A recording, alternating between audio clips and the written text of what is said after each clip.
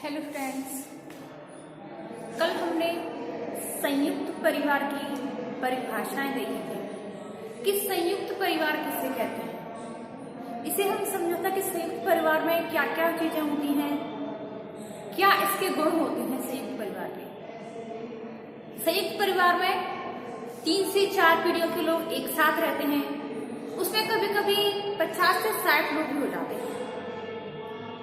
संयुक्त परिवार में दादा दादी, माता पिता, उनके बच्चे, नाते पोती, बहुत सारी पीढ़ियां हो जाती हैं। सभी मिलजुल कर एक ही किचन में निवास करते हैं, तो एक ही घर में निवास करते हैं और एक ही किचन का बना हुआ भोजन करते हैं।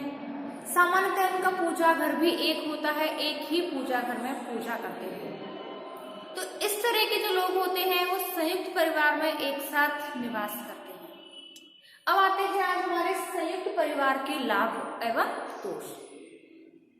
संयुक्त परिवार, जैसे कि आपको पता है कि हमारा जो ग्रामीण समाज है, तो ग्रामीण समाज की संरचना कैसी है? सरल है, ना कि जटिल। जटिल तो नगरीय समाज की संरचना होती है और सरल ग्रामीण समाज की संरचना होती है। तो संयुक्त परिवार में हर चीज के 2 पहलू होते हैं, जैसे कि रात और दिन, अच्छा और बुरा। तो जिस चीज की अच्छाई भी होती है तो उस चीज की कुछ बुराई भी होती है। तो सबसे पहले हम संयुक्त परिवार के लाभ देखते हैं कि हम जॉइंट फैमिली में रहें तो इससे हमें क्या लाभ होते हैं, क्या फायदे होते हैं। तो सबसे पहले आता है शासन संबंधी। शासन संबंधी यानी कि जैसे कि आपको पता है संयुक्त परिवार में जो परिवार का सबसे बुजुर्ग व्यक्ति होता है वो परिवार का मुखिया होता है। परिवार के जो मुखिया होता है, सबसे बुजुर्ग व्यक्ति होता है, उसके पास अनुभव होते हैं और वो अनुभव के आधार पर ही युवा जो पीढ़ी होती है, जो अपने नाती पोते होते हैं, बच्चे होते हैं, उनको अच्छे बुरे का ज्ञान करवाता है। सभी लोग उसी के कहे अनुसार कार्य करते हैं, उसकी आज्ञा का पालन करते हैं। वयोवृद्ध व्यक्ति जो होता है, सबसे बुजुर्ग व्यक्ति होता है, परिवार का मुखिया होता है, उसका सब सम्मान करते हैं। परिवार के मुखिया का ही घर पर शासन होता है, उसी के कहे अनुसार सभी व्यक्ति कार्य करते हैं। दूसरा आता है धार्मिक कार्य।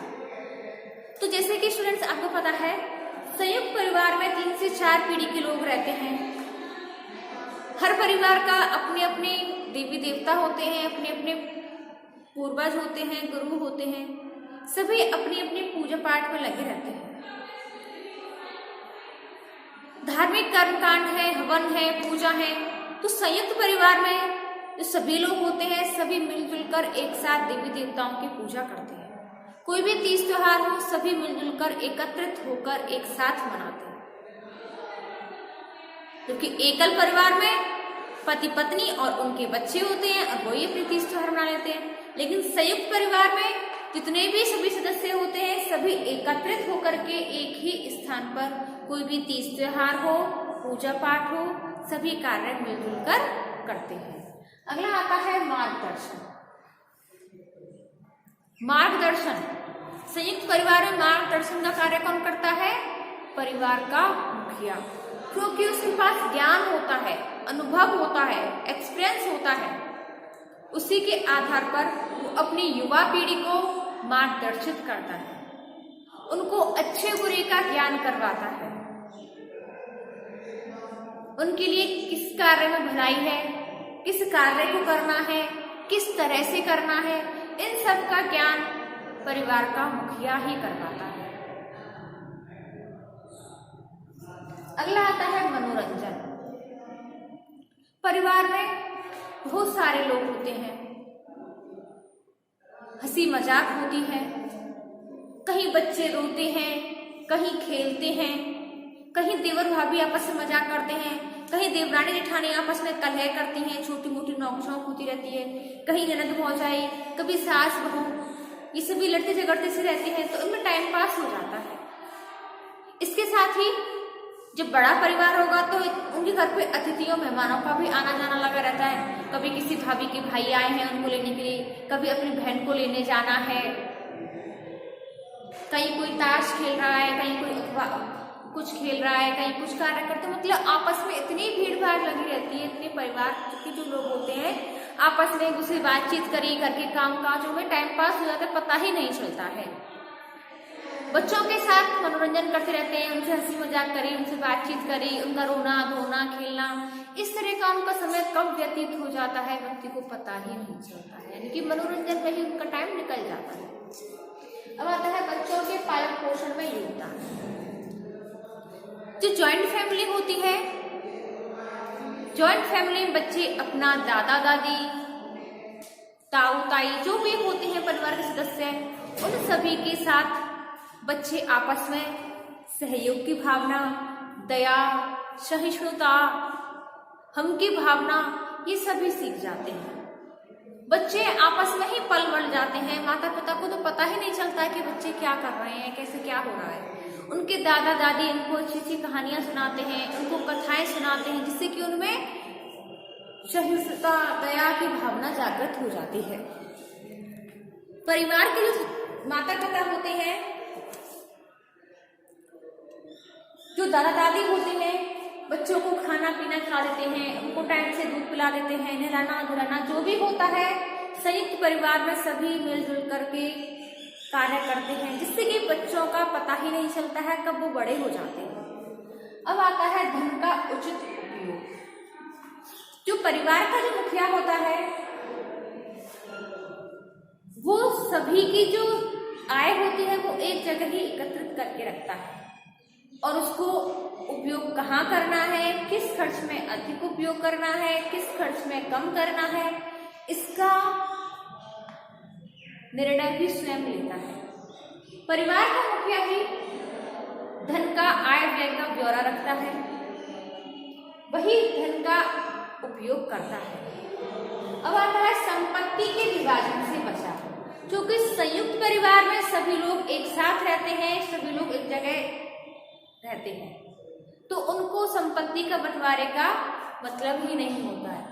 जब व्यक्ति सब एक जगह ही रहते हैं तो संपत्ति का बंटवारा ही नहीं होगा, उल्टी सभी एक साथ कमाएंगे और जो कमाई से आमदनी होगी वो एक जगह रख देते हैं और उसी आमदनी से ही घर के सारे खर्चे चलते हैं और जो बच जाता है तो उससे और संपत्ति खरीदते चलते हैं, कि संपत्ति बढ़ती ही चली जाती है, ना ही संपत्ति का विभाजन होता है, बढ़ती ही नहीं है संपत्ति।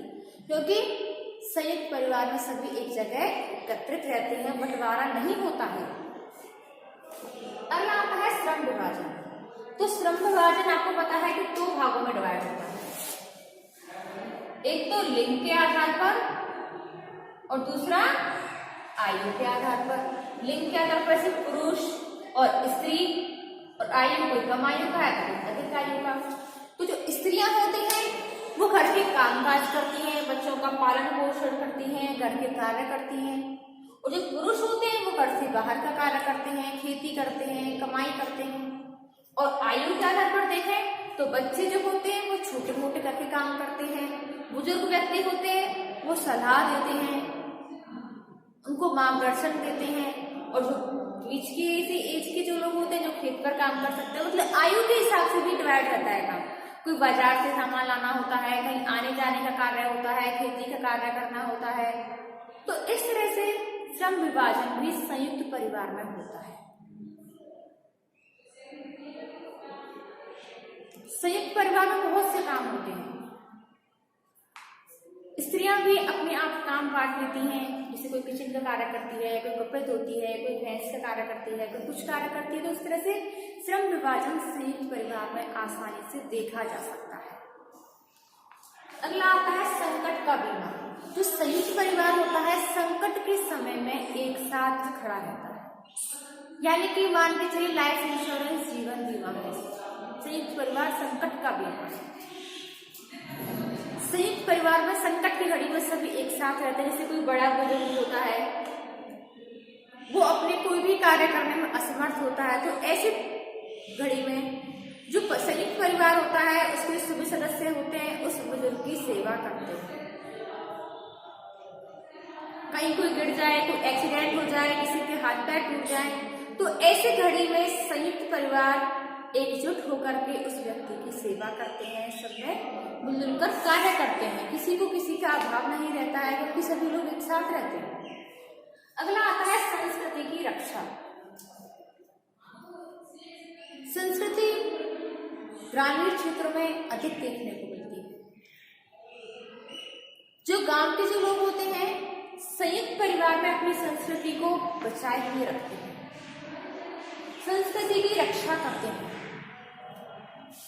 आपस में मिलना जुलना, हंसना खेलना, जो भी हमारे संस्कार होते हैं, आपस में मिलजुल करके रहना, ये हमारी संस्कृति ही तो है। और इसकी संयुक्त परिवार में रक्षा की जाती है। संयुक्त परिवार के द्वारा संस्कृति की रक्षा की जाती है।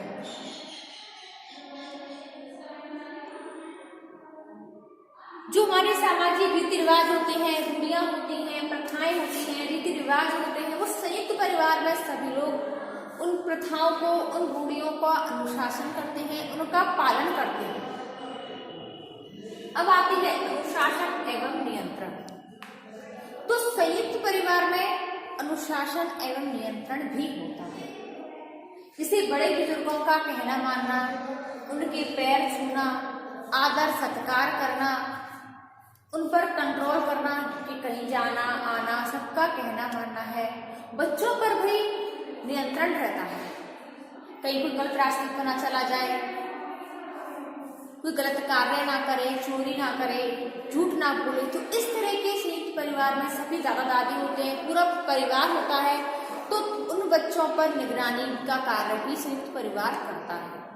तो ऐसे में बच्चों पर अनुशासन भी बना रहता है और उन पर नियंत्रण भी बना रहता है, जिससे कि बच्चे कोई भी गलत कार्य करने से पहले 10 बार सोचते हैं कि कहीं उनकी फैमिली वालों को पता ना चल जाए और फैमिली वाले क्या सोचेंगे उसके बारे में। तो इस वजह से वो संयुक्त परिवार में बच्चों पर नियंत्रण बना रहता है। अनुशासन के कारण बच्चा गलत रास्ते पर नहीं चलता है। और जैसा परिवार का जो अनुशासन कहते हैं, जो बड़े बुजुर्ग बताते हैं, जैसे कि उनके परिवार वाले जो कार्य करते हैं उनका आदर सत्कार करते हैं, तो उसी प्रकार से बच्चे भी उनका अनुसरण करते हैं।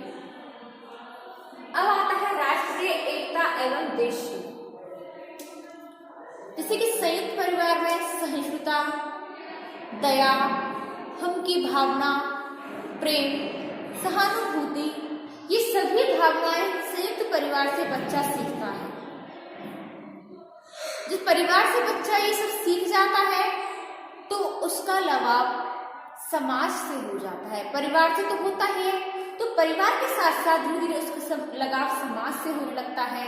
फिर उसका वो लगाव एक गांव, पूरे गांव से हो जाता है और धीरे धीरे वही लगाव एक राष्ट्रीय एकता यानी कि राष्ट्र से हो जाता है, जिससे कि वो अपने देश की भी सेवा आसानी से कर सकता है। देश को भी वो अपनी माँ मानकर चलता है और माँ के लिए अपना जान का भी बलिदान दे सकता है।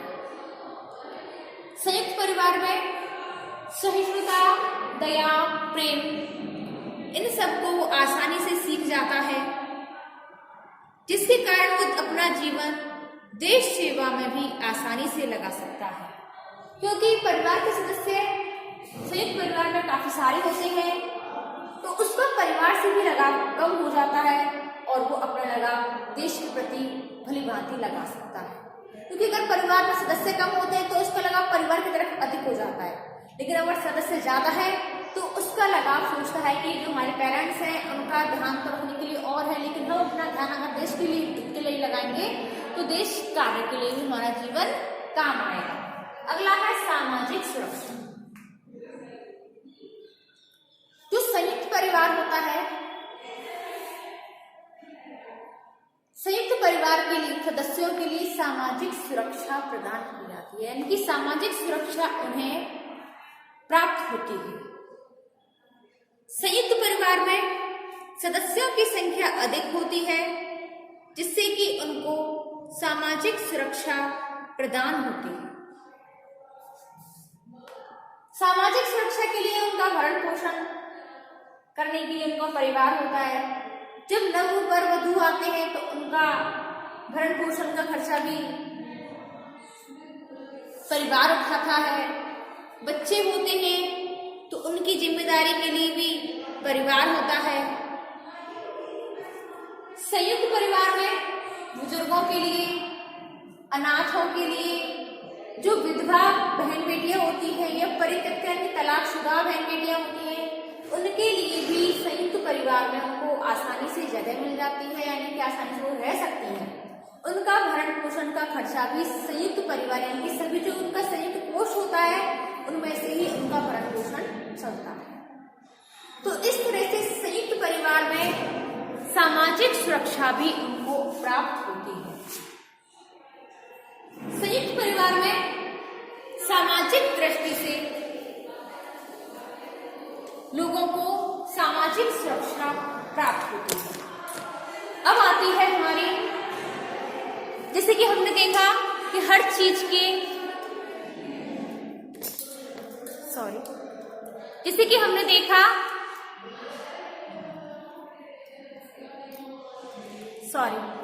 जैसे कि हमने देखा हर चीज के दो पहलू होते हैं, किसी चीज के लाभ भी हैं तो उसके दोष भी हैं। अब हमने देखे हैं अपने संयुक्त परिवार के लाभ और अब देखेंगे हम उसके दोष। जिस चीज के लाभ भी हैं तो उसके कुछ ना कुछ दोष भी हैं। लाभ हमें बहुत सारे देखें तो उसमें कुछ ना कुछ कमियां भी होंगी। तो वो कमियां क्या होती हैं वो देखते हैं। सबसे पहले है अकर्मण्य व्यक्तियों की वृद्धि, क्योंकि संयुक्त परिवार में सभी को बराबर समझा जाता है, चाहे व्यक्ति कोई आलसी हो या कोई अधिक कमाने वाला हो, अधिक काम करने वाला हो, सभी की परिवार में समान होते हैं। चाहे व्यक्ति कार्य करे या ना करे, परिवार में सभी का समान व्यवहार किया जाता है। सभी की आवश्यकताओं की पूर्ति भी समान रूप से की जाती है। चाहे व्यक्ति ज्यादा कमाता है, चाहे कम कमाता है, चाहे बिल्कुल भी नहीं कमाता है, संयुक्त परिवार में सभी की आवश्यकताओं की पूर्ति समान रूप से होती है। समान रूप से उनको सम्मान मिलता है, उनके साथ समान रूप से व्यवहार होता है। इस कारण से व्यक्ति आलसी होता चला जाता है। तो कोई व्यक्ति काम करे या ना करे, उसको तो लगता है, कोई अगर आलसी प्रवृत्ति का व्यक्ति होगा तो उसको लगता है मैं काम क्यों करूं, मुझे थाली बैठे वैसे मिल जाता है खाना खाने के लिए, मेरे सभी काम जो होते हैं आवश्यकताओं की जो पूर्ति वो तो हो ही जाती है, फिर मुझे काम करने की आवश्यकता क्यों है। लेकिन कोई व्यक्ति अगर अधिक काम करता है तो उसके मन में भी ये जलन होती है कि मैं तो सारे दिन रात कार्य करता हूँ फिर भी मुझे इतना ही मिलता है, और ये जो सामने बैठा व्यक्ति है ये बिल्कुल भी काम नहीं करता है तो इसको भी इतना ही मिलता है, तो फिर मैं क्यों काम करूं। तो इससे उनमें आपसी मनमुटाव होते रहते हैं और कर्मण्य व्यक्ति होते चले जाते हैं कि वो ये नहीं कर रहा था मैं क्यों करूं, मुझे भी जरूरत नहीं है काम करने की, मेरा भी काम ऐसे चल जाएगा। तो इस तरह से अकर्मण्य यानी कि आलसी व्यक्तियों की वृद्धि होती चली जाती है। दूसरा है व्यक्तित्व के विकास में बाधा। जो व्यक्ति होते हैं वो अपना व्यक्तित्व का विकास करना चाहते हैं, आगे बढ़ना चाहते हैं, परंतु संयुक्त परिवार में कुछ बाधाएं आती हैं, कुछ अड़चने आती हैं, जिसके कारण व्यक्ति आगे बढ़ने में कमजोर दिखाई देता है, व्यक्ति आगे नहीं बढ़ सकता है। कहीं कुछ पैसे की प्रॉब्लम आ जाती है, कहीं कुछ परिवार फैमिली प्रॉब्लम्स आ जाती हैं, तो जिस कारण से व्यक्ति आगे बढ़ने में सब कुछ आता है और आगे नहीं बढ़ पाता है। अगली है स्त्रियों की दुर्दशा। संयुक्त परिवार में स्त्रियों की जो स्थिति होती है वो काफी दयनीय होती है। पर्दा प्रथाएं होती हैं, स्त्रियां 24 घंटे पर्दे करके रहती हैं, बहुत सारे घर के कार्य हो जाते हैं जिसके कारण उनको फुर्सत ही नहीं मिलती है। सारे दिन बच्चों को खिलाना पिलाना नहलाना, घर के कार्य काम काज करना, तो स्त्रियों की बहुत दयनीय स्थिति हो जाती है। स्त्रियों को घर के अंदर ही रखा जाता है, उनको बाहर के कार्य नहीं करने पड़ते हैं। स्त्रियों को बाजार जाने की अनुमति नहीं होती। संयुक्त परिवार में स्त्रियों की स्थिति बहुत ज्यादा खराब हो जाती है, क्योंकि स्त्रियां घर के अंदर घर की चाहर दीवारी के अंदर ही रखी जाती है। अगला आता है कलह का केंद्र। संयुक्त परिवार एक तरह का कलह का केंद्र भी माना जाता है, क्योंकि वहां पर जब 3 से 4 पीढ़ियां होती हैं तो आपस में कोई ना कोई बात पर मनमुटाव भी हो जाता है। जैसे कहते हैं जहाँ बर्तन होते हैं तो कोई बसते तो हैं। तो इस तरह से जिस परिवार में अधिक लोग होंगे तो वहां पर लड़ाई झगड़ा तो होगा ही। कभी किसी बात, बच्चों की बात पर लड़ाई झगड़ा होता है, कहीं देवरानी जेठानी में लड़ाई झगड़ा होता है, कभी सास बहू में होता है, कहीं भाई भाई में होता है, कहीं नंद भौजाई में होता है। तो इस तरह के संयुक्त परिवार में छोटे मोटे गृह कलेश चलते ही रहते हैं।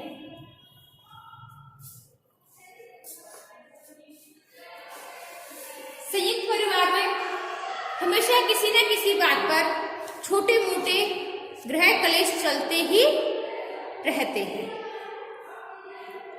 अगला आता है अधिक संतानोत्पत्ति, क्योंकि इंसान पर खुद अपने परिवार का बोझ नहीं होता है, क्योंकि पूरा परिवार उसका भरण पोषण का खर्चा पूरा परिवार उठाता है। तो इस कारण व्यक्ति को कुछ व्याप्ति नहीं है और वो संतानोत्पत्ति करते ही चले जाते हैं, जिसके कारण उनमें उनकी संतानें अधिक हो जाती हैं। संयुक्त परिवार में बच्चे पालन पोषण करने की आवश्यकता नहीं है। घर के बड़े बुजुर्ग हैं, अपने से बड़े हैं, चाचा ताऊ ताई हैं, तो उनमें बच्चे आसानी से पल जाते हैं, तो व्यक्ति को पालन पोषण की जरूरत नहीं होती। उनको खिलाने पिलाने के लिए सामान जो है आवश्यकता की पूर्ति होती है, उसकी भी आवश्यकता नहीं है, क्योंकि परिवार में सदस्य हैं, हम नहीं कमा रहे तो और कमा रहे हैं, उनसे भरण पोषण हो जाएगा। तो इस तरह की व्यक्ति नहीं सोचता है तो इस स्थान पर संतान उत्पत्ति भी अधिक हो जाती है। अब आता है कुशलता में बाधक। संयुक्त परिवार कुशलता में भी बाधक होता है। संयुक्त परिवार में सभी व्यक्तियों के हितों का ध्यान रखा जाता है और सभी की आवश्यकताओं की भी पूर्ति की जाती है। चाहे कोई व्यक्ति कार्य करे चाहे ना करे, चाहे किसी व्यक्ति में कितना भी कोई कार्य करने में कितना भी कुशल हो या कोई किसी भी कार्य करने में कुशल ना हो, लेकिन फिर भी सभी की आवश्यकताओं की पूर्ति बराबर होती है, सभी को बराबर सम्मान प्राप्त होता है, सभी के साथ समान व्यवहार किया जाता है। ऐसे ही आता है गतिशीलता में बाधक। कोई व्यक्ति आगे बढ़ना चाहता है, प्रगति करना चाहता है, लेकिन वो कोई ना किसी अड़चन के कारण कोई ना कोई उनमें बाधाएं आती रहती हैं, जिससे कि व्यक्ति आगे नहीं बढ़ पाता है।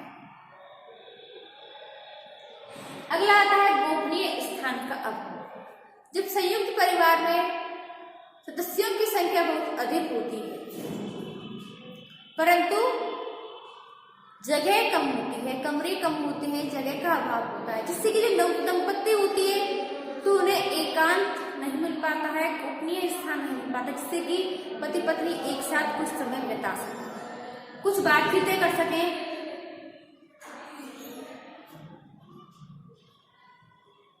तो ऐसे में संयुक्त परिवार का ये बहुत बड़ा दोष है कि उन्हें गोपनीय स्थान यानी कि एकांत स्थान नहीं मिल पाता है नव दंपत्ति को।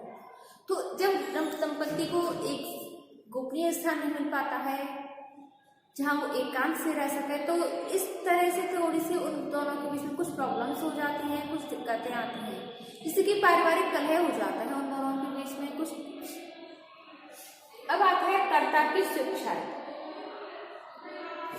जो परिवार का जो मुखिया होता है, संयुक्त परिवार में जो परिवार का मुखिया होता है, उसी की स्वेच्छा के अनुसार ही घर का कार्य किए जाते हैं।